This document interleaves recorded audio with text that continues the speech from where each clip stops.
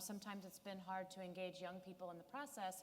One of the learnings that came along the path somewhere, I don't remember where, was if we're having meetings during our business hours, we may not be able to expect young people and parents to attend to be at the table. So then we need to shift the way we're thinking about meetings in order to make sure that everyone we want at the table can be there.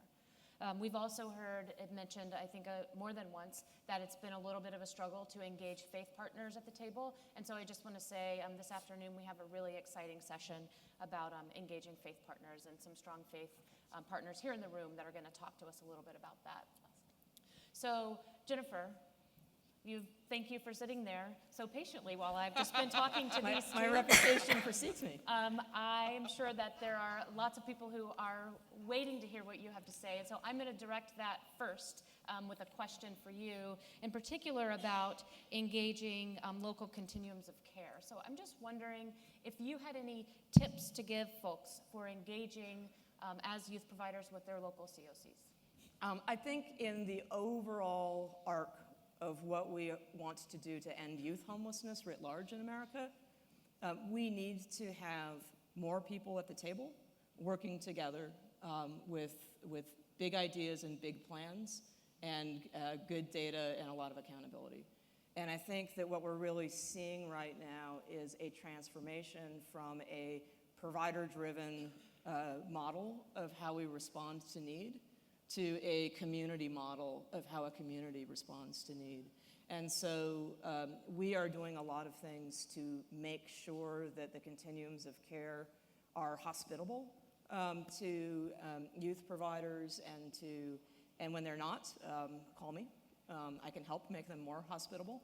But I think that we're doing a lot of things because we understand that when communities work together on something, you can get such better results than when providers work in isolation.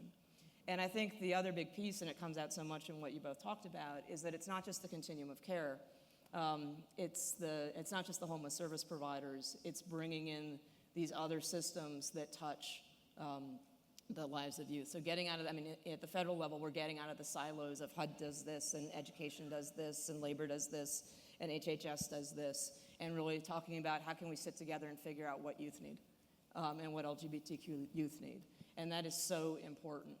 I think that the opportunity inside of the continuum to make sure that, as you were saying, that every provider, every agency that touches young people has the tools they need to do it well is important. And I think that we just have to respect the reality that some providers, this wasn't their main space. This wasn't what they were created to do.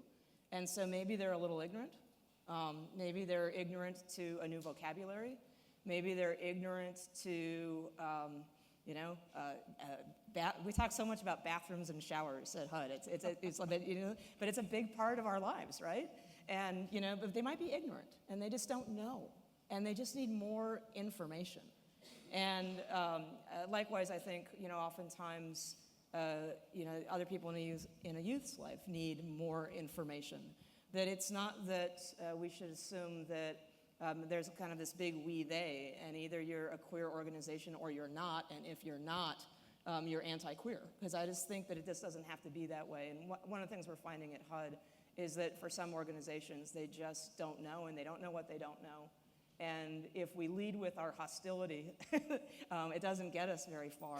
But if we lead with openness and information, we really can raise the whole field. So I think the continuums of care are important, and I'll point out some things that we're doing to make the continuums more accountable for bringing everybody to the table. But I also think we should think beyond the continuum of care and how do we build those concentric circles of support that bring in other systems. Yeah. And I think a point that I just want to highlight that you made is about maybe people just don't have the information that they need. Yeah. If a service wasn't built to serve certain people, how do they even know? Yeah. And not to approach that situation with our hostility. So I appreciate that you said that. And it also made me think of something that the super bright ZZ Phillips said yesterday morning, if you were here, when she was talking about career opportunities for transgender youth. And she said, I'm okay with ignorance. Like, I'm ignorant about some things, so we can learn. What I'm not okay with is aggressive ignorance. I won't do that, right? I won't a distinction there. So I think that's great.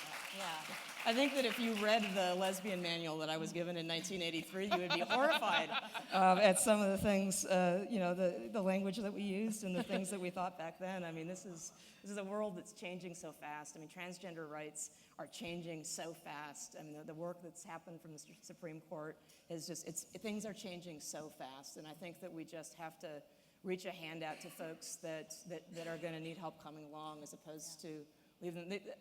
Young folks can't. We can't afford to leave folks behind, because we never know, where a young person is going to seek help, where they live, where they're coming from. We got to bring everybody along. Yeah. So we're going to open up for questions in just a second. I just have one more question for Jennifer. And first, I realized I didn't thank you for your leadership first when you came up here. So thank you, Jennifer. This and is thank everybody you to in. all the HUD reps for your leadership on this issue. And so I just want to ask you one other thing, which is— I have my technical answer already.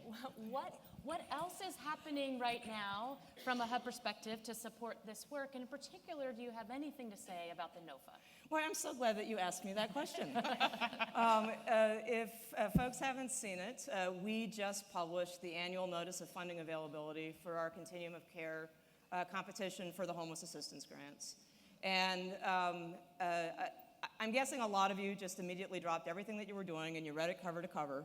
But for those of you who didn't, let me just say that it is the strongest statement on ending youth homelessness that HUD has ever made through its homelessness assistance programs. And there are just a few things that I want to point out specifically.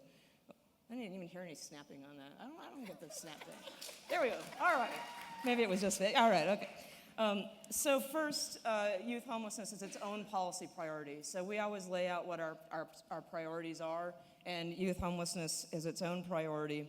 And we're also talking about inclusive decision-making within a continuum of care that includes youth themselves being a part of that process. So that's the first time that we've ever laid that out as being important in the way that we put our funding out there. Now, the money itself, both rapid rehousing projects for youth and supportive housing projects for youth are going to be eligible both if you move money from one program to another, but also in any new bonus funding. So there's an opportunity to increase funding for these types of youth-serving projects. And that we're also saying that if you're repurposing money away from a youth program, maybe because it's old, outdated, doesn't have good outcomes, or is expensive. I'll just say that. There are some programs that are old, outdated, don't have good outcomes, and are expensive. That if you're moving money away from that, we're asking if you're moving it away from a youth program, that you move it to another type of program that serves youth. So net no loss of funding towards youth, even as we encourage folks to innovate around new, more cost-effective models. And we're also giving priority to existing transitional housing projects that serve youth in our Tier 2. If you're not familiar with our scoring, just ignore that Tier 2 stuff. But for folks who get the money, you'll know what I mean. And then we also have a new scoring section, points, specifically on youth, including incentives for increasing the number of youth beds and serving more vulnerable youth. So an administration expresses its priorities in terms of how we put out money. And we have been working hard on youth homelessness for the last 5 years. But at least at HUD, I hope folks see that expression loud and clear in terms of how we're putting out $1.9 billion of homeless assistance money this year. The other thing, yeah, it's a lot of money. But there's a lot more work to be done, and by the way, we could use more money, and we're asking Congress for more money as well. I just want to say something on the equal access. Yeah, absolutely. Can I say that too? Please do, yes.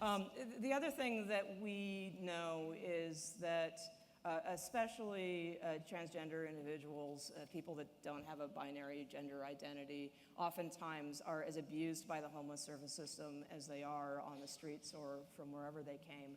And last February, we put out a statement that basically said that single-sex shelters need to admit and assign people based on the gender with which they identify, Or if somebody says, I want to go to the other shelter because I don't feel safe here, then it's the place that the individual chooses to go. And we're doing some work internally right now to take the spirit of that document and to actually put it into our regulations, which will in effect say that discriminating access to shelter or other homeless services for transgender individuals or on any individual based on gender identity is discrimination, and it's not something that we're going to tolerate.